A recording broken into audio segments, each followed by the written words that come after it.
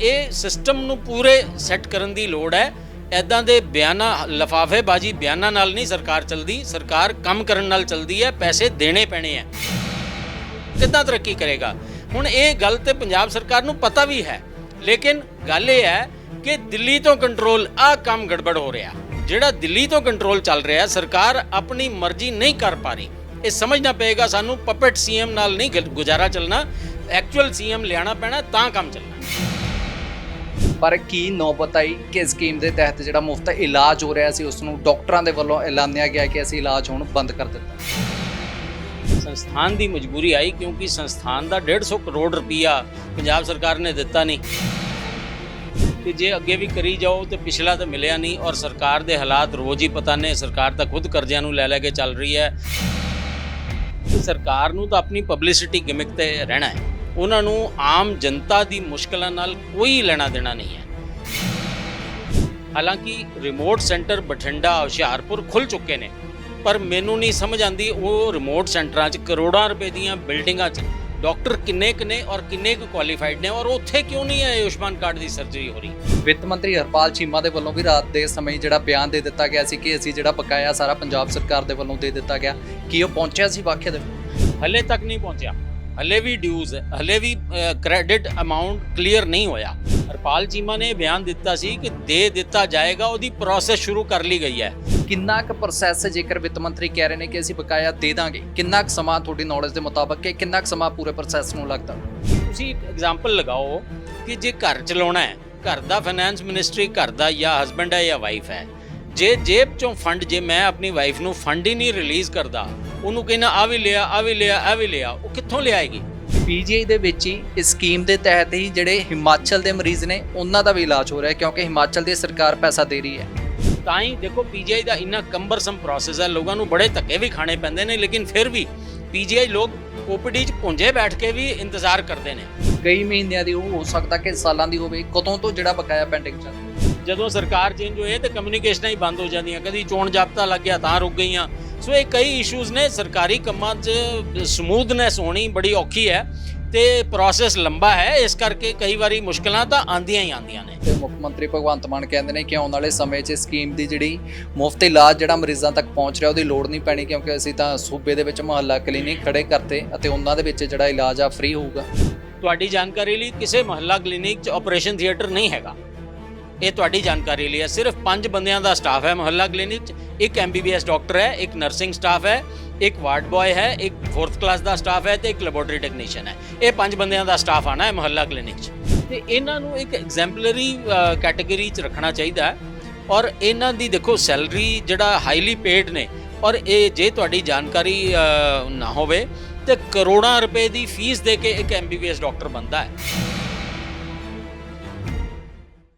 TV Punjab ਤੁਸੀਂ ਦੇਖ ਰਹੇ ਹੋ ਤੇ ਮੈਂ ਹਾਂ ਤੁਹਾਡੇ ਨਾਲ ਜਗਵਿੰਦਰ ਸਿੰਘ। ਪੰਜਾਬ ਦੀ ਗੱਲ ਕਰੀਏ ਤਾਂ ਪੰਜਾਬ ਦੇ ਵਿੱਚ ਵੱਖ-ਵੱਖ ਸਮੇਂ ਤੇ ਵੱਖ-ਵੱਖ ਤਰੀਕੇ ਦੇ ਜਿਹੜੇ ਮੁੱਦੇ ਨੇ ਉੱਠਦੇ ਰਹਿੰਦੇ ਨੇ ਅਤੇ ਹੁਣ ਬੀਤੇ ਦਿਨਾਂ ਦੀ ਗੱਲ ਕਰੀਏ ਤਾਂ ਪੰਜਾਬ ਦੇ ਵਿੱਚ ਮੁੱਦਾ ਜਾਂ ਫਿਰ ਕਹਿ ਲਾਂ ਕਿ ਵਿਵਾਦਾਂ ਦੇ ਵਿੱਚ ਇੱਕ ਸਕੀਮ ਆਉਂਦੀ ਹੈ ਜਿਸ ਦਾ ਨਾਮ ਸੀ ਆਯੁਸ਼ਮਾਨ ਸਕੀਮ। ਡਾਕਟਰਾਂ ਦੇ ਵੱਲੋਂ ਇਸ ਸਕੀਮ ਦੇ ਤਹਿਤ ਜਿਹੜਾ ਮਰੀਜ਼ਾਂ ਦਾ ਇਲਾਜ ਜਿਹੜਾ ਮੁਫਤ ਦੇ ਵਿੱਚ ਕੀਤਾ ਜਾਂਦਾ ਸੀ ਉਸ ਨੂੰ ਮਨਾ ਕਰ ਦਿੱਤਾ ਜਾਂਦਾ ਡਾਕਟਰਾਂ ਦੇ ਵੱਲੋਂ ਇਲਾਜ ਕਰਨ ਤੋਂ। ਤੇ ਜਾਣਨ ਦੀ ਕੋਸ਼ਿਸ਼ ਕਰਾਂਗੇ ਕਿ ਨੌਬਤ ਕਿਉਂ ਆਈ ਅਤੇ ਇੱਕ ਡਾਕਟਰ ਤੋਂ ਹੀ ਜਾਣਨ ਦੀ ਕੋਸ਼ਿਸ਼ ਕਰਾਂਗੇ। ਤੇ ਸਾਡੇ ਨਾਲ ਮੌਜੂਦ ਨੇ ਡਾਕਟਰ HK ਖਰਬੰਦਾ ਜੀ। ਸਰ ਸਵਾਗਤ ਹੈ ਸਭ ਤੋਂ ਪਹਿਲਾਂ ਤਾਂ ਟੀਵੀ ਪੰਜਾਬ ਤੇ। ਬਹੁਤ ਬਹੁਤ ਸ਼ੁਕਰੀਆ ਜੀ। ਸ਼ੁਕਰੀਆ ਸਰ, ਡਾਕਟਰ ਕਿਹਾ ਜਾਂਦਾ ਕਿ ਰੱਬ ਹੁੰਦੇ ਨੇ ਮਰੀਜ਼ਾਂ ਦੇ, ਪਰ ਕੀ ਨੌਬਤ ਆਈ ਕਿ ਸਕੀਮ ਦੇ ਤਹਿਤ ਜਿਹੜਾ ਮੁਫਤ ਇਲਾਜ ਹੋ ਰਿਹਾ ਸੀ ਉਸ ਨੂੰ ਡਾਕਟਰਾਂ ਦੇ ਵੱਲੋਂ ਐਲਾਨਿਆ ਗਿਆ ਕਿ ਅਸੀਂ ਇਲਾਜ ਹੁਣ ਬੰਦ ਕਰ ਦਿੱਤਾ? ਠੀਕ ਹੈ, ਇਹਨੂੰ ਥੋੜਾ ਇੰਪਰੋਵਾਈਜ਼ ਕਰ ਲੈਂਦੇ ਹਾਂ। ਡਾਕਟਰਾਂ ਵੱਲੋਂ ਨਹੀਂ ਐਲਾਨਿਆ ਗਿਆ ਕਿ ਇਹਨੂੰ ਰੋਕ ਦਿੰਦੇ ਆ, ਇਹਨੂੰ PGI ਦੇ ਸੰਸਥਾਨ ਵੱਲੋਂ ਐਲਾਨਿਆ ਗਿਆ। ਸੰਸਥਾਨ ਦੀ ਮਜਬੂਰੀ ਆਈ ਕਿਉਂਕਿ ਸੰਸਥਾਨ ਦਾ 150 ਕਰੋੜ ਰੁਪਈਆ ਪੰਜਾਬ ਸਰਕਾਰ ਨੇ ਦਿੱਤਾ ਨਹੀਂ। ਉਹ ਲੌਂਗ ਟਾਈਮ ਡਿਊ ਹੋ ਗਿਆ ਤੇ ਜੇ ਅੱਗੇ ਵੀ ਕਰੀ ਜਾਓ ਤੇ ਪਿਛਲਾ ਤਾਂ ਮਿਲਿਆ ਨਹੀਂ। ਔਰ ਸਰਕਾਰ ਦੇ ਹਾਲਾਤ ਰੋਜ਼ ਹੀ ਪਤਾ ਨੇ। ਸਰਕਾਰ ਤਾਂ ਖੁਦ ਕਰਜ਼ਿਆਂ ਨੂੰ ਲੈ ਕੇ ਚੱਲ ਰਹੀ ਹੈ ਤੇ ਮੁਹੱਲਾ ਕਲੀਨਿਕ ਦੇ ਨਾਮ ਤੇ ਹੈਲਥ ਦੀ ਡਿਵੈਲਪਮੈਂਟ ਕਰ ਰਹੀ ਹੈ, ਲੇਕਿਨ ਜਿਹੜੀ ਗ੍ਰਾਸ ਰੂਟ ਪ੍ਰੋਬਲਮਸ ਹੈ ਇਹ ਨੌਬਤ ਕਿਉਂ ਆਈ? ਇਸ ਤੇ ਨਹੀਂ ਆਏ। ਉਹ ਇਸ ਕਰਕੇ ਨਹੀਂ ਆਏ ਕਿ ਸਰਕਾਰ ਨੂੰ ਤਾਂ ਆਪਣੀ ਪਬਲਿਸਿਟੀ ਗਿਮਿਕ ਤੇ ਰਹਿਣਾ ਹੈ। ਉਹਨਾਂ ਨੂੰ ਆਮ ਜਨਤਾ ਦੀ ਮੁਸ਼ਕਲਾਂ ਨਾਲ ਕੋਈ ਲੈਣਾ ਦੇਣਾ ਨਹੀਂ ਹੈ।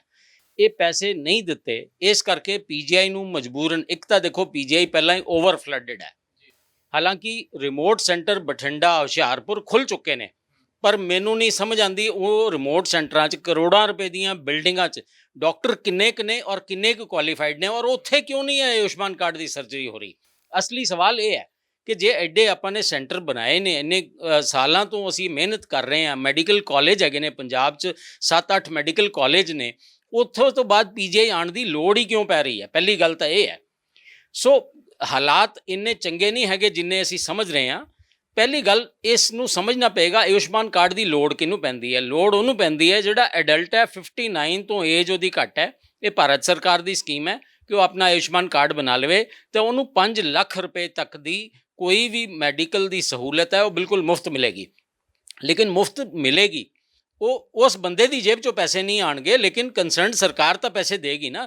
ਜਿੱਥੇ ਦਾ ਉਹਦਾ ਆਧਾਰ ਕਾਰਡ ਹੈ, ਜਿੱਥੇ ਦਾ ਉਹਦਾ ਆਯੁਸ਼ਮਾਨ ਕਾਰਡ ਜਿਹੜੀ ਸਰਕਾਰ ਨੇ ਬਣਵਾਇਆ, ਉਹ ਸਰਕਾਰ ਨੂੰ ਤਾਂ ਦੇਣੇ ਹੀ ਪੈਣੇ ਹੈ। ਉਹ ਜਿਹੜੇ ਵੀ ਹਸਪਤਾਲ ਜਾਏਗਾ, ਚਾਹੇ ਉਹ ਪ੍ਰਾਈਵੇਟ ਹਸਪੀਟਲ ਹੈ ਚਾਹੇ ਉਹ ਗਵਰਨਮੈਂਟ ਹਸਪੀਟਲ ਹੈ, ਉਹ ਪੈਸਾ ਕੋਈ ਤਾਂ ਦੇਗਾ ਨਾ। ਉਹ ਪੈਸਾ ਕੋਈ ਦੇਗਾ ਤੇ ਉਹ ਸੂਬੇ ਦੀ ਸਰਕਾਰ ਨੂੰ ਹੀ ਦੇਣਾ ਪੈਣਾ ਹੈ। ਸੋ ਮਤਲਬ ਇਹ ਹੈ ਕਿ ਪੰਜਾਬ ਸਰਕਾਰ ਨੂੰ ਆਪਣੀ ਲਾਇਬਿਲਟੀਜ਼ ਤੋਂ ਭੱਜ ਕੇ ਤਾਂ ਗੁਜ਼ਾਰਾ ਹੋਣਾ ਨਹੀਂ ਹੈ। ਇਹ ਤਾਂ ਇਸੀ ਲਈ, ਲੇਕਿਨ ਜੇ ਬੰਦੇ ਜਿਹੜੇ ਲੋਕ ਨੇ ਉਹਨਾਂ ਨੂੰ ਇਲਾਜ 'ਚ ਕਮੀ ਨਾ ਆਏ, ਇਸ ਮਜਬੂਰੀ ਕਰਕੇ ਸੈਂਟਰ ਨੂੰ ਇੰਟਰਵੀਨ ਕਰਨਾ ਪਿਆ। ਸੈਂਟਰ ਨੂੰ ਪੀਜੀਆਈ ਨੂੰ ਰਿਕੁਐਸਟ ਕਰਨੀ ਪਈ, ਤਾਂ ਇਹ ਸਕੀਮ 3 ਦਿਨ ਪਹਿਲਾਂ ਦੁਬਾਰਾ ਪੀਜੀਆਈ ਨੂੰ ਸ਼ੁਰੂ ਕਰਨੀ ਪਈ ਸੈਂਟਰ ਦੇ ਆਸ਼ਵਾਸਨ ਤੇ ਕਿ ਅਸੀਂ ਪੰਜਾਬ ਸਰਕਾਰ ਤੋਂ ਪੈਸਾ ਦਵਾ ਦੇਵਾਂਗੇ, ਤੁਸੀਂ ਇਸ ਸਕੀਮ ਦੇ ਤਹਿਤ ਇਲਾਜ ਨਾ ਰੋਕੋ, ਗਰੀਬਾਂ ਤੱਕ ਇਲਾਜ ਨਾ ਰੁਕੇ, ਕਿਉਂਕਿ ਮੈਡੀਕਲ ਇਲਾਜ ਐਮਰਜੈਂਸੀ ਹੈ। ਐਮਰਜੈਂਸੀ 'ਚ ਅਸੀਂ ਵੇਟ ਨਹੀਂ ਕਰ ਸਕਦੇ, ਰੋਕ ਨਹੀਂ ਸਕਦੇ। ਇਸ ਕਰਕੇ ਔਰ ਦੇਖੋ ਇਲਾਜ ਸ਼ੁਰੂ ਹੁੰਦੇ ਹੀ ਪਹਿਲੇ ਦਿਨ 30 ਮਰੀਜ਼ ਦਾਖਲ ਹੋਏ ਪੀਜੀਆਈ 'ਚ, ਦੂਜੇ ਦਿਨ 20 ਮਰੀਜ਼ ਦਾਖਲ ਹੋਏ ਨੇ। ਇਸੇ ਤਰ੍ਹਾਂ ਹੀ ਅੱਜ 32 ਸੈਕਟਰ ਦੇ ਮੈਡੀਕਲ ਕਾਲਜ 'ਚ ਵੀ ਇਹ ਇਲਾਜ ਸ਼ੁਰੂ ਹੋ ਗਿਆ ਤੇ 16 'ਚ ਵੀ ਸ਼ੁਰੂ ਹੋ ਗਿਆ। ਹਾਲਾਂਕਿ 32 ਦੇ ਕਰੀਬ 2.25 ਕਰੋੜ ਰੁਪਇਆ ਬਾਕੀ ਹੈ ਤੇ 16 ਦਾ 3 ਕਰੋੜ ਰੁਪਇਆ ਹਲੇ ਵੀ ਪੰਜਾਬ ਸਰਕਾਰ ਨੇ ਦੇਣਾ ਹੈ। ਸਰ, ਜਦੋਂ ਇਹ ਜਿਹੜਾ ਵਿਵਾਦ ਦੇ ਵਿੱਚ ਆਇਆ ਕਿ ਸਕੀਮ ਦੇ ਤਹਿਤ ਜਿਹੜਾ ਇਲਾਜ ਬੰਦ ਕਰ ਦਿੱਤਾ ਗਿਆ, ਉਦੋਂ ਵਿੱਤ ਮੰਤਰੀ ਹਰਪਾਲ ਚੀਮਾ ਦੇ ਵੱਲੋਂ ਵੀ ਰਾਤ ਦੇ ਸਮੇਂ ਜਿਹੜਾ ਬਿਆਨ ਦੇ ਦਿੱਤਾ ਗਿਆ ਸੀ ਕਿ ਅਸੀਂ ਜਿਹੜਾ ਬਕਾਇਆ ਸਾਰਾ ਪੰਜਾਬ ਸਰਕਾਰ ਦੇ ਵੱਲੋਂ ਦੇ ਦਿੱਤਾ ਗਿਆ। ਕੀ ਉਹ ਪਹੁੰਚਿਆ ਸੀ ਵਾਕਿਆ ਦੇ ਵਿੱਚ? ਹਲੇ ਤੱਕ ਨਹੀਂ ਪਹੁੰਚਿਆ। ਹਲੇ ਵੀ ਡਿਊਜ਼, ਹਲੇ ਵੀ ਕ੍ਰੈਡਿਟ ਅਮਾਊਂਟ ਕਲੀਅਰ ਨਹੀਂ ਹੋਇਆ। ਹਰਪਾਲ ਚੀਮਾ ਨੇ ਬਿਆਨ ਦਿੱਤਾ ਸੀ ਕਿ ਦੇ ਦਿੱਤਾ ਜਾਏਗਾ, ਉਹਦੀ ਪ੍ਰੋਸੈਸ ਸ਼ੁਰੂ ਕਰ ਲਈ ਗਈ ਹੈ। ਤੁਹਾਡੀ ਜਾਣਕਾਰੀ 'ਚ ਪਿਛਲੇ ਦਿਨੋਂ ਜਦੋਂ ਫਰੀਦਕੋਟ ਯੂਨੀਵਰਸਿਟੀ ਦੇ ਵੀਸੀ ਨਾਲ ਮੰਤਰੀ ਜੀ ਦਾ ਰੌਲਾ ਪਿਆ ਸੀ ਤੇ ਉਦੋਂ ਵੀਸੀ ਨੇ ਵੀ ਇਹ ਕਿਹਾ ਸੀ ਕਿ ਸਰਕਾਰੀ ਜੇ ਗੱਦੇ ਅਸੀਂ ਰੀਪਲੇਸ ਕਰਨੇ ਨੇ ਤੇ ਇਸ ਪ੍ਰੋਸੈਸ ਨੂੰ 9 ਮਹੀਨੇ ਲੱਗਦੇ ਨੇ। ਸਰਕਾਰ ਦੇ ਪ੍ਰੋਸੈਸ ਇੰਨੇ ਲੰਬੇ ਚੱਲਦੇ ਨੇ, ਉਹ ਗੁੰਝਲਦਾਰ ਪ੍ਰੋਸੈਸ ਨੇ, 36 ਜਗ੍ਹਾ ਫਾਈਲਾਂ ਜਾਂਦੀਆਂ। ਜਾਂ ਤਾਂ ਪ੍ਰੋਸੈਸ ਸਿੰਪਲੀਫਾਈ ਕਰ ਦੇਣ, ਸਰਕਾਰ ਨੂੰ ਚਾਹੀਦਾ ਕਿ ਮੋਰੀ HOD ਜਿਹੜੇ ਡਿਪਾਰਟਮੈਂਟ ਦਾ ਹੈਡ ਹੈ ਉਹਨੂੰ ਪਾਵਰਸ ਦੇ ਦਿਓ ਤੇ ਬਾਅਦ 'ਚ ਆਡਿਟ ਤਾਂ ਹੋਣਾ ਹੀ ਹੋਣਾ ਹੈ। ਸੋ ਇਹ ਸਿਸਟਮ ਨੂੰ ਪੂਰੇ ਸੈੱਟ ਕਰਨ ਦੀ ਲੋੜ ਹੈ। ਇੱਦਾਂ ਦੇ ਬਿਆਨਾਂ, ਲਫਾਫੇਬਾਜ਼ੀ ਬਿਆਨਾਂ ਨਾਲ ਨਹੀਂ ਸਰਕਾਰ ਚੱਲਦੀ। ਸਰਕਾਰ ਕੰਮ ਕਰਨ ਨਾਲ ਚੱਲਦੀ ਹੈ। ਪੈਸੇ ਦੇਣੇ ਪੈਣੇ ਹੈ, ਰੈਵਨਿਊ ਜਨਰੇਟ ਕਰੋ ਤੇ ਦਿਓ ਜਿਹਦਾ ਦੇਣਾ ਬਣਦਾ ਹੈ। ਹੈਲਥ ਸੈਕਟਰ ਦਾ ਰਿਫਾਰਮ ਇੱਦਾਂ ਨਹੀਂ ਹੋਣਾ। ਹੈਲਥ ਸੈਕਟਰ ਦਾ ਰਿਫਾਰਮ ਹੈਲਥ ਸੈਕਟਰ 'ਚ ਪੈਸੇ ਲਾ ਕੇ ਹੋਣਾ ਹੈ। ਇਹ ਨਹੀਂ ਕੰਮ ਹੋਣਾ ਕਿ ਤੁਸੀਂ ਨੀਲੇ ਸੇਵਾ ਕੇਂਦਰਾਂ 'ਤੇ ਲਾਲ ਪੋਚੇ ਫੇਰੋ ਤੇ ਮੁਹੱਲਾ ਕਲੀਨਿਕ ਬਣਾਓ ਤੇ ਆਪਣਾ ਕ੍ਰੈਡਿਟ ਤੁਸੀਂ ਉਹਦਾ 15 ਲੱਖ ਉਹਦਾ ਵੀ ਲੈ ਲਓ ਆਪਣਾ। ਸਰ, ਤੁਸੀਂ ਪ੍ਰੋਸੈਸ ਦਾ ਵੀ ਜ਼ਿਕਰ ਕੀਤਾ ਕਿ ਜਿਹੜਾ ਬੈੱਡਾਂ ਦਾ ਜਿਹੜਾ ਤੁਸੀਂ ਕਹਿ ਰਹੇ ਹੋ ਕਿ ਚੇਂਜ ਕਰਨ ਦੇ ਵਿੱਚ 9 ਮਹੀਨਿਆਂ ਦਾ ਜਿਹੜਾ ਟਾਈਮ ਲੱਗ ਜਾਂਦਾ। ਵਿੱਤ ਮੰਤਰੀ ਦੇ ਵੱਲੋਂ ਬਿਆਨ ਦੇ ਦਿੱਤਾ ਜਾਂਦਾ, ਬਹੁਤ ਸਾਰੇ ਐਲਾਨ ਨੇ ਜਿਹੜਾ ਆਪਾਂ ਕਾਂਗਰਸ ਪਾਰਟੀ ਦੇ ਸਮੇਂ ਵੀ ਦੇਖਿਆ, ਬਟ ਉਹ ਜ਼ਮੀਨੀ ਹਕੀਕਤ ਤੱਕ ਨਹੀਂ ਪਹੁੰਚੇ। ਕਿੰਨਾ ਕੁ ਪ੍ਰੋਸੈਸ, ਜੇਕਰ ਵਿੱਤ ਮੰਤਰੀ ਕਹਿ ਰਹੇ ਨੇ ਕਿ ਅਸੀਂ ਬਕਾਇਆ ਦੇ ਦਾਂਗੇ, ਕਿੰਨਾ ਕੁ ਸਮਾਂ ਤੁਹਾਡੀ ਨੌਲੇਜ ਦੇ ਮੁਤਾਬਕ ਕਿ ਕਿੰਨਾ ਕੁ ਸਮਾਂ ਪੂਰੇ ਪ੍ਰੋਸੈਸ ਨੂੰ ਲੱਗਦਾ? ਦੇਖੋ ਗੱਲ ਇਹ ਹੈ, ਫਾਈਨੈਂਸ ਦੇਖੋ ਇਹ ਤਾਂ ਡੰਡੇ ਦੀ ਗੱਲ ਹੈ। ਜੇ ਅੱਜ ਤੁਸੀਂ ਇੱਕ ਐਗਜ਼ਾਮਪਲ ਲਗਾਓ ਕਿ ਜੇ ਘਰ ਚਲਾਉਣਾ ਹੈ, ਘਰ ਦਾ ਫਾਈਨੈਂਸ ਮਿਨਿਸਟਰੀ ਘਰ ਦਾ ਜਾਂ ਹਸਬੈਂਡ ਹੈ ਜਾਂ ਵਾਈਫ ਹੈ, ਜੇ ਜੇਬ 'ਚੋਂ ਫੰਡ, ਜੇ ਮੈਂ ਆਪਣੀ ਵਾਈਫ ਨੂੰ ਫੰਡ ਹੀ ਨਹੀਂ ਰਿਲੀਜ਼ ਕਰਦਾ, ਉਹਨੂੰ ਕਹਿੰਦਾ ਆ ਵੀ ਲਿਆ ਆ ਵੀ ਲਿਆ ਆ ਵੀ ਲਿਆ, ਉਹ ਕਿੱਥੋਂ ਲਿਆਏਗੀ? ਕਿੰਨੇ ਦਿਨ ਲਿਆਏਗੀ? ਕਿੰਨੇ ਦਿਨ ਉਹਨੂੰ ਕੌਣ ਉਧਾਰ ਦੇ ਦੇਗਾ? ਸੋ ਇਹ ਹਰ ਚੀਜ਼ ਦੀ ਇੱਕ ਲਿਮਿਟ ਹੈ। ਜਾਂ EMI ਤੁਸੀਂ ਕ੍ਰੈਡਿਟ ਕਾਰਡ ਯੂਜ਼ ਕਰ ਲਓਗੇ, EMI ਵੀ ਚੱਲੇਗੀ, ਕਦੀ ਤਾਂ ਸਿਸਟਮ ਤੇ ਬ੍ਰੇਕ ਲੱਗੇਗੀ। ਪੰਜਾਬ ਸਰਕਾਰ ਤਾਂ ਪਹਿਲਾਂ ਹੀ ਕਰਜ਼ੇ 'ਚ ਡੁੱਬੀ ਹੈ। ਪੰਜਾਬ ਸਰਕਾਰ ਨੂੰ ਪ੍ਰਾਇਰਟਾਈਜ਼ ਕਰਨਾ ਪਏਗਾ ਕਿ ਕਿਹੜਾ ਖਰਚਾ ਪਹਿਲਾਂ ਕਰਨਾ ਹੈ, ਕਿਹੜਾ ਬਾਅਦ 'ਚ ਕਰਨਾ। ਦੇਖੋ ਹੈਲਥ ਸੈਕਟਰ ਐਮਰਜੈਂਸੀ ਹੈ, ਹੈਲਥ ਔਰ ਐਜੂਕੇਸ਼ਨ। ਜਦ ਤੱਕ ਅਸੀਂ ਹੈਲਥ ਔਰ ਐਜੂਕੇਸ਼ਨ 'ਚ ਆਪਣੇ ਪੈਸੇ ਨਹੀਂ ਲਗਾ ਰਹੇ ਤਾਂ ਉਹ ਪ੍ਰਦੇਸ਼ ਤਰੱਕੀ ਕਰ ਹੀ ਨਹੀਂ ਸਕਦਾ, ਨਹੀਂ ਕਰ ਸਕਦਾ, ਕਿਉਂਕਿ ਬੇਸਿਕ ਇਨਫਰਾਸਟ੍ਰਕਚਰ ਹੈ, ਬੇਸਿਕ ਜ਼ਰੂਰਤ ਹੈ। ਜਦ ਤੱਕ ਪੜ੍ਹਾਈ ਚੰਗੀ ਨਹੀਂ ਹੋਏਗੀ, ਹੈਲਥ ਚੰਗੀ ਨਹੀਂ ਹੋਏਗੀ, ਸੂਬਾ ਕਿੱਦਾਂ ਤਰੱਕੀ ਕਰੇਗਾ? ਹੁਣ ਇਹ ਗੱਲ ਤੇ ਪੰਜਾਬ ਸਰਕਾਰ ਨੂੰ ਪਤਾ ਵੀ ਹੈ, ਲੇਕਿਨ ਗੱਲ ਇਹ ਹੈ ਕਿ ਦਿੱਲੀ ਤੋਂ ਕੰਟਰੋਲ, ਆਹ ਕੰਮ ਗੜਬੜ ਹੋ ਰਿਹਾ। ਜਿਹੜਾ ਦਿੱਲੀ ਤੋਂ ਕੰਟਰੋਲ ਚੱਲ ਰਿਹਾ, ਸਰਕਾਰ ਆਪਣੀ ਮਰਜ਼ੀ ਨਹੀਂ ਕਰ ਪਾ ਰਹੀ। ਇਹ ਸਮਝਣਾ ਪਏਗਾ ਸਾਨੂੰ, ਪਪਟ ਸੀਐਮ ਨਾਲ ਨਹੀਂ ਗੁਜ਼ਾਰਾ ਚੱਲਣਾ, ਐਕਚੁਅਲ ਸੀਐਮ ਲਿਆਉਣਾ ਪੈਣਾ, ਤਾਂ ਕੰਮ ਚੱਲਣਾ ਹੈ। ਤਾਂ ਤੁਸੀਂ ਦਿੱਲੀ ਦਾ ਵੀ ਜ਼ਿਕਰ ਕੀਤਾ, ਮੈਂ ਉਸ ਤੇ ਵੀ ਆਵਾਂਗਾ, ਪਰ ਉਸ ਤੋਂ ਪਹਿਲਾਂ ਜਿਹੜਾ ਇਹ ਸਿਹਤ ਯੋਜਨਾ ਜਿਹੜੀ ਚਲਾਈ ਹੋਈ ਸੀ, ਆਯੁਸ਼ਮਾਨ ਸਕੀਮ ਕਹਿ ਲਈਏ, ਉਸ ਦੇ ਪ੍ਰਤੀ ਸਰਕਾਰਾਂ ਦੇ ਵੱਲੋਂ ਪੰਜਾਬ ਦੀ ਆਮ ਆਦਮੀ ਪਾਰਟੀ ਦੀ ਸਰਕਾਰ ਕਹਿੰਦੀ ਹੈ ਕਿ ਸਿੱਖਿਆ ਦੇ ਖੇਤਰ ਜਾਂ ਫਿਰ ਸਿਹਤ ਦੇ ਸੈਕਟਰ ਦੇ ਵਿੱਚ ਅਸੀਂ ਬਹੁਤ ਸੁਧਾਰ ਕਰਨਾ। ਸਾਡੀਆਂ ਨਜ਼ਰਾਂ ਨੇ ਜਿਹੜੀਆਂ ਸਭ ਤੋਂ ਪਹਿਲਾਂ ਇਹਨਾਂ ਦੋ ਸੈਕਟਰਾਂ ਤੇ ਨੇ।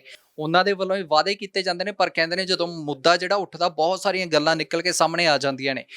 ਮਰੀਜ਼ਾਂ ਦਾ ਇਲਾਜ ਜਿਹੜਾ ਪੰਜਾਬ ਦੇ ਮਰੀਜ਼ਾਂ ਦਾ ਬੰਦ ਹੋਇਆ, ਪਰ ਕਿਤੇ ਨਾ ਕਿਤੇ ਕਈ ਡਾਕਟਰਾਂ ਦੇ ਵੱਲੋਂ ਹੀ ਇਹ ਜਾਣਕਾਰੀ ਦਿੱਤੀ ਗਈ ਹੈ ਕਿ ਪੀਜੀਆਈ ਦੇ ਵਿੱਚ ਹੀ ਇਸ ਸਕੀਮ ਦੇ ਤਹਿਤ ਹੀ ਜਿਹੜੇ ਹਿਮਾਚਲ ਦੇ ਮਰੀਜ਼ ਨੇ ਉਹਨਾਂ ਦਾ ਵੀ ਇਲਾਜ ਹੋ ਰਿਹਾ, ਕਿਉਂਕਿ ਹਿਮਾਚਲ ਦੀ ਸਰਕਾਰ ਪੈਸਾ ਦੇ ਰਹੀ ਹੈ। ਸਰ ਇੱਦਾਂ ਹੈ, ਦੇਖੋ ਪੀਜੀਆਈ ਇੱਕ ਰੈਫਰਲ ਹਸਪੀਟਲ ਹੈ, ਇੱਕ ਸੁਪਰ ਸਪੈਸ਼ਲਾਈਜ਼ਡ ਹਸਪੀਟਲ ਹੈ, ਔਰ ਭਾਰਤ ਦੇ ਪਹਿਲੇ 10 ਹਸਪਤਾਲਾਂ 'ਚ ਗਿਣਿਆ ਜਾਂਦਾ ਹੈ। ਇਹ ਬਹੁਤ ਜ਼ਿਆਦਾ ਐਡਵਾਂਸਡ ਰਿਸਰਚ ਸੈਂਟਰ ਨੇ, ਰੋਬੋਟਿਕ ਸਰਜਰੀ ਦੇ ਇੱਥੇ ਸਾਰੇ ਇੰਸਟਰੂਮੈਂਟਸ ਨੇ, ਅਰਬਾਂ ਰੁਪਏ ਦੀ ਮਸ਼ੀਨਰੀ ਹੈ, ਔਰ ਵਰਲਡ ਦੇ ਟੌਪ ਮੋਸਟ ਡਾਕਟਰਸ ਨੇ। ਇਸ ਹਸਪਤਾਲ 'ਚ ਹਰ ਬੰਦੇ ਦਾ ਸੁਪਨਾ ਹੁੰਦਾ ਹੈ ਕਿ ਉੱਥੇ ਜਾ ਕੇ ਮੈਂ ਸਰਜਰੀ ਕਰਾਵਾਂ, ਕਿਉਂਕਿ ਇਹ ਸਰੀਰ ਇੱਕ ਵਾਰੀ ਮਿਲਣਾ, ਬਾਰ-ਬਾਰ ਤਾਂ ਮਿਲਣਾ ਨਹੀਂ। ਜਿਹੜੀ ਸਰਜਰੀ ਹੋਣੀ, ਅਗਲਾ ਕਹਿੰਦਾ ਮੈਂ, ਹਰ ਬੰਦਾ ਚਾਹੇ ਉਹ ਗਰੀਬ ਹੈ ਚਾਹੇ ਉਹ ਅਮੀਰ ਹੈ, ਉਹ ਸੋਚਦਾ ਕਿ ਮੈਂ ਬੈਸਟ ਹੱਥਾਂ 'ਚ ਮੇਰੀ ਸਰਜਰੀ ਹੋਵੇ। ਤਾਂ ਹੀ ਦੇਖੋ ਪੀਜੀਆਈ ਦਾ ਇੰਨਾ ਕੰਬਰਸਮ ਪ੍ਰੋਸੈਸ ਹੈ, ਲੋਕਾਂ ਨੂੰ ਬੜੇ ਧੱਕੇ ਵੀ ਖਾਣੇ ਪੈਂਦੇ ਨੇ, ਲੇਕਿਨ ਫਿਰ ਵੀ ਪੀਜੀਆਈ ਲੋਕ ਓਪੀਡੀ 'ਚ ਭੁੰਜੇ ਬੈਠ ਕੇ ਵੀ ਇੰਤਜ਼ਾਰ ਕਰਦੇ ਨੇ, ਭੁੰਜੇ ਬਹਿ ਕੇ ਇੰਤਜ਼ਾਰ ਕਰਦੇ ਨੇ। ਕੱਲ ਪਰਸੋਂ ਵੀ ਵਾਇਰਲ ਹੋਈ ਹੈ ਇਹਦੀ ਭੁੰਜੇ ਬਹਿਣ ਵਾਲੀ ਵੀਡੀਓ ਪੀਜੀਆਈ ਦੀ ਓਪੀਡੀ 'ਚ। ਤੇ ਕਿਉਂ ਕਰਦੇ ਨੇ, ਉਹਦਾ ਇੱਕ ਰੀਜ਼ਨ ਹੈ, ਕਿਉਂਕਿ ਉੱਥੇ ਬੈਸਟ ਫੈਸਿਲਿਟੀਜ਼ ਨੇ। ਇਸ ਕਰਕੇ ਹਿਮਾਚਲ ਵਾਲੇ ਵੀ ਆਉਂਦੇ ਨੇ, ਹਿਮਾਚਲ ਵਾਲੇ ਪੈਸੇ ਦੇ ਰਹੇ ਨੇ, ਹਰਿਆਣਾ ਵਾਲੇ ਪੈਸੇ ਦੇ ਰਹੇ ਨੇ। ਜਿਹੜੇ ਪੈਸੇ ਦੇ ਰਹੇ ਨੇ ਉਹਨਾਂ ਦਾ ਇਲਾਜ ਨਹੀਂ ਰੁਕੇਗਾ। ਜਿਹੜੀ ਸੂਬਾ ਸਰਕਾਰ ਪੈਸੇ ਨਹੀਂ ਦੇਊਗੀ ਤੇ ਕਿੰਨੇ ਦਿਨ ਪੀਜੀਆਈ ਵੀ ਕਿੰਨੇ ਦਿਨ ਪੈਸੇ ਲਾਏਗਾ? 150 ਕਰੋੜ ਛੋਟੀ ਰਕਮ ਤਾਂ ਨਹੀਂ ਹੈਗੀ। ਸਰ ਇਹ ਕਿੰਨੇ ਕੁ ਸਮੇਂ ਤੋਂ, ਕਿਉਂਕਿ ਜੇਕਰ 150 ਕਰੋੜ ਤੱਕ ਜਿਹੜਾ ਬਕਾਇਆ ਪਹੁੰਚ ਗਿਆ, ਅਮੂਮਨ ਤੌਰ ਤੇ ਦੇਖੀਏ 1 ਜਾਂ 2 ਮਹੀਨਿਆਂ ਦੀ ਗੱਲ ਨਹੀਂ, ਪਿਛਲੇ ਕਈ ਮਹੀਨਿਆਂ ਦੀ ਹੋ ਸਕਦਾ ਕਿ ਸਾਲਾਂ ਦੀ ਹੋਵੇ, ਕਦੋਂ ਤੋਂ ਜਿਹੜਾ ਬਕਾਇਆ ਪੈਂਡਿੰਗ ਚੱਲ ਰਿਹਾ? ਦੇਖੋ ਇਹ ਬਿਲਕੁਲ ਇਨਵੈਸਟੀਗੇਸ਼ਨ ਦਾ ਵਿਸ਼ੇ ਹੈ। ਮੇਰਾ ਜਿਹੜਾ ਅਨੁਮਾਨ ਹੈ ਇਹ ਕਈ ਮਹੀਨਿਆਂ ਦਾ ਬਕਾਇਆ ਹੋਏਗਾ, ਕਿਉਂਕਿ ਸੂਬਾ ਸਰਕਾਰ ਵੀ ਚੇਂਜ ਹੋਈ ਹੈ। ਜਦੋਂ ਸਰਕਾਰ ਚੇਂਜ ਹੋਏ ਤੇ ਕਮਿਊਨੀਕੇਸ਼ਨਾਂ ਹੀ ਬੰਦ ਹੋ ਜਾਂਦੀਆਂ, ਕਦੀ ਚੋਣ ਜਾਬਤਾ ਲੱਗ ਗਿਆ ਤਾਂ ਰੁਕ ਗਈਆਂ। ਸੋ ਇਹ ਕਈ ਇਸ਼ੂਜ਼ ਨੇ, ਸਰਕਾਰੀ ਕੰਮਾਂ 'ਚ ਸਮੂਥਨੈਸ ਹੋਣੀ ਬੜੀ ਔਖੀ ਹੈ ਤੇ ਪ੍ਰੋਸੈਸ ਲੰਬਾ ਹੈ। ਇਸ ਕਰਕੇ ਕਈ ਵਾਰੀ ਮੁਸ਼ਕਲਾਂ ਤਾਂ ਆਉਂਦੀਆਂ ਹੀ ਆਉਂਦੀਆਂ ਨੇ, ਤੇ ਪ੍ਰੋਸੈਸ ਇਹਦਾ ਇਨਵੈਸਟੀਗੇਸ਼ਨ ਦਾ ਵਿਸ਼ੇ ਹੈ ਵੀ ਕਿੰਨਾ ਸਮੇਂ ਲੱਗਣਾ ਹੈ। ਤੇ ਸਰ ਇੱਕ ਵਿੱਤ ਮੰਤਰੀ ਦੇ ਵੱਲੋਂ ਇਹ ਬਿਆਨ ਦੇ ਦਿੱਤਾ ਜਾਂਦਾ, ਪਰ ਦੂਸਰੇ ਪਾਸੇ ਮੁੱਖ ਮੰਤਰੀ ਭਗਵੰਤ ਮਾਨ ਕਹਿੰਦੇ ਨੇ ਕਿ ਆਉਣ ਵਾਲੇ ਸਮੇਂ 'ਚ ਸਕੀਮ ਦੀ ਜਿਹੜੀ ਮੁਫਤ ਇਲਾਜ ਜਿਹੜਾ ਮਰੀਜ਼ਾਂ ਤੱਕ ਪਹੁੰਚ ਰਿਹਾ ਉਹਦੀ ਲੋੜ ਨਹੀਂ ਪੈਣੀ, ਕਿਉਂਕਿ ਅਸੀਂ ਤਾਂ ਸੂਬੇ ਦੇ ਵਿੱਚ ਮੁਹੱਲਾ ਕਲੀਨਿਕ ਖੜੇ ਕਰਤੇ ਅਤੇ ਉਹਨਾਂ ਦੇ ਵਿੱਚ ਜਿਹੜਾ ਇਲਾਜ ਆ ਫ੍ਰੀ ਹੋਊਗਾ। ਤੁਹਾਡੀ ਜਾਣਕਾਰੀ ਲਈ ਕਿਸੇ ਮੁਹੱਲਾ ਕਲੀਨਿਕ 'ਚ ਆਪਰੇਸ਼ਨ ਥੀਏਟਰ ਨਹੀਂ ਹੈਗਾ, ਇਹ ਤੁਹਾਡੀ ਜਾਣਕਾਰੀ ਲਈ ਹੈ। ਸਿਰਫ 5 ਬੰਦਿਆਂ ਦਾ ਸਟਾਫ ਹੈ ਮੁਹੱਲਾ ਕਲੀਨਿਕ 'ਚ। ਇੱਕ MBBS ਡਾਕਟਰ ਹੈ, ਇੱਕ ਨਰਸਿੰਗ ਸਟਾਫ ਹੈ, ਇੱਕ ਵਾਰਡ ਬॉय ਹੈ, ਇੱਕ 4th ਕਲਾਸ ਦਾ ਸਟਾਫ ਹੈ ਤੇ ਇੱਕ ਲੈਬੋਰੇਟਰੀ ਟੈਕਨੀਸ਼ੀਅਨ ਹੈ। ਇਹ 5 ਬੰਦਿਆਂ ਦਾ ਸਟਾਫ ਆਣਾ ਹੈ ਮੁਹੱਲਾ ਕਲੀਨਿਕ 'ਚ, ਔਰ ਸਵੇਰੇ 8 ਤੋਂ 2 ਵਜੇ ਤੱਕ ਇਲਾਜ ਹੋਣਾ ਹੈ। That's it. ਉਸ 2 ਵਜੇ ਤੋਂ ਬਾਅਦ ਜੇ ਕੋਈ ਮਰੀਜ਼ ਬਿਮਾਰ ਆ ਕੇ ਮੁਹੱਲਾ ਕਲੀਨਿਕ ਆਏਗਾ ਤਾਂ ਕੀ ਮਿਲੇਗਾ ਉੱਥੇ?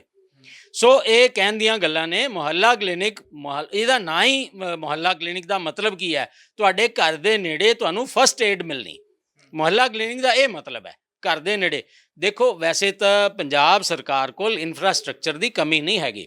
ਸਬਸਿਡਰੀ ਹੈਲਥ ਸੈਂਟਰ ਹੈ, ਪ੍ਰਾਇਮਰੀ ਹੈਲਥ ਸੈਂਟਰ ਹੈ, ਔਰ ਪ੍ਰਾਇਮਰੀ ਹੈਲਥ ਸੈਂਟਰ 30,000 ਲੋਕਾਂ ਨੂੰ, ਚਾਹੇ ਉਹ ਇੱਕ ਪਿੰਡ 'ਚ ਨੇ ਚਾਹੇ ਉਹ 20 ਪਿੰਡਾਂ 'ਚ ਨੇ, ਇਸ ਤਰੀਕੇ ਦੇ ਆਲਰੇਡੀ ਬਿਲਕੁਲ ਸਾਰਾ ਇਨਫਰਾਸਟ੍ਰਕਚਰ ਪੰਜਾਬ 'ਚ ਹੈ।